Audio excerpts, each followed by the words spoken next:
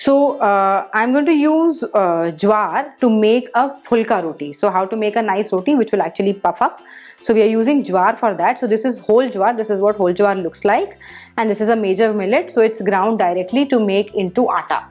So this is the jwar ka atta. This is whole jwar. We are going to use the atta, of course, to make the roti. This is 1 cup measured atta. So for 1 cup of jwar flour, we are going to use an equal quantity of water. Now keep in mind that the technique we are doing right now, the technique will be the same for all gluten-free flours. Only water quantity will differ. The maximum being 1 cup, and it will also reduce for some of the millet grains, millet flours. We will give you a chart which will give you an indicative idea.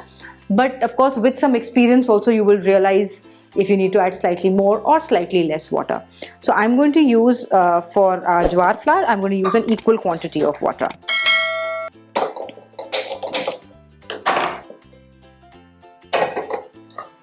I'll measure 1 cup of water since we used 1 cup atta.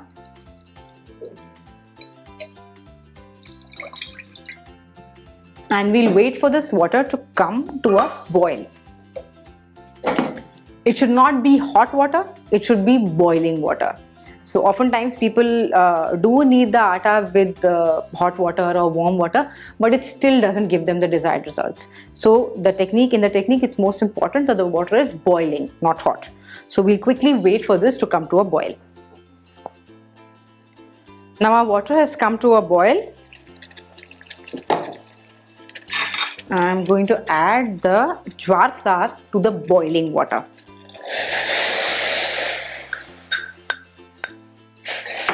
I'll switch off the gas, give this a nice mix.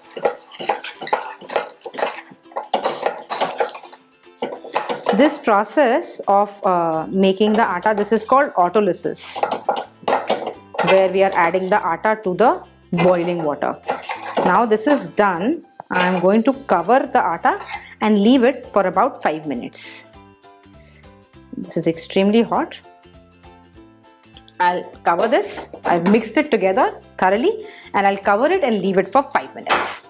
Now we'll quickly check on our atta. It's been 5 minutes. It's still hot to touch, but we have to take it out while it's still hot. The atta has to be handled while it's still hot. I'm just going to quickly empty this.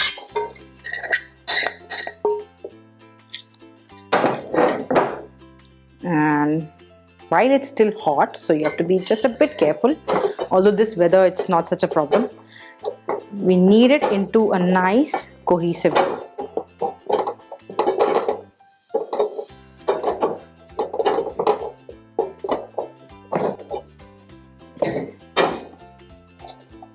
So you see it's come together as a nice lovely dough for the roti.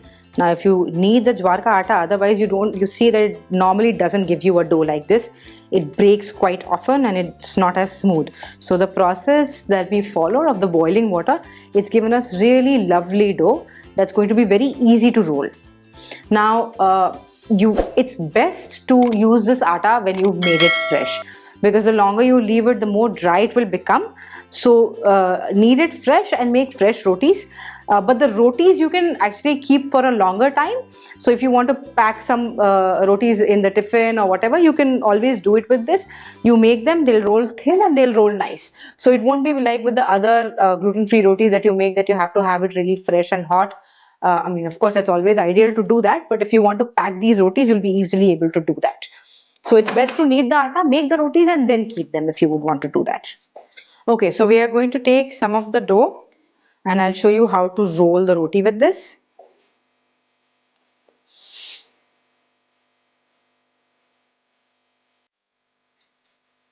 Keep some water handy to make sure that your dough stays nice and soft.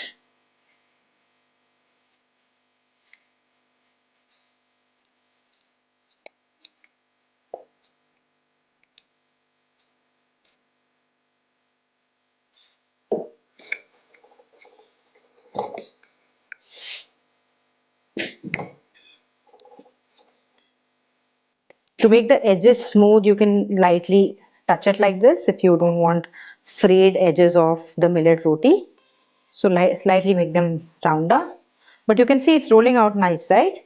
So for a gluten-free roti, this technique works really well. And it will roll out thin, and you don't need to add any wheat to this. So this is our jawar roti rolled out beautifully. Now you can smoothen the edges as much as you would like or not.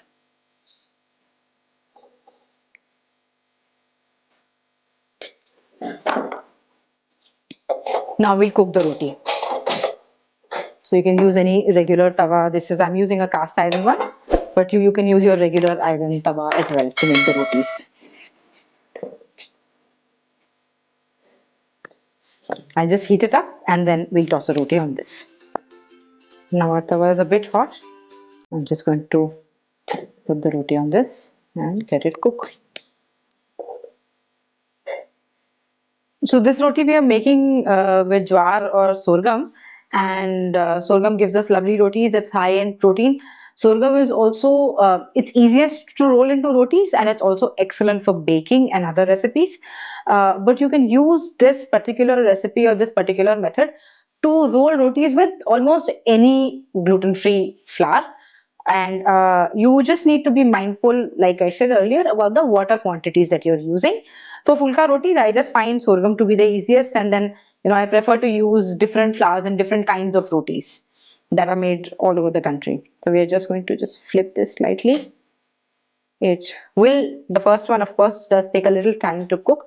Now when the tawa is hot, then it cooks faster. So we can see it's starting to cook now nicely, and both sides will start to brown up. If you find that any of the sides start to develop cracks, you can keep a wet cloth handy and just lightly, with very light hands, you can just smoothen out those bits. Or you can even just dip your finger in water and do that. So if you find there are any cracks, although it's not very cracked right now, that can happen, you can just slightly moisten it. Don't overdo the water, just very light hands. Okay, it's starting to puff up a little bit. Okay, so the roti is nicely starting to puff up now, and you can see the browning on the different sides. You can just puff this up on the tawa itself, or you could take it off the gas too. So you can see how it's starting to puff up nicely.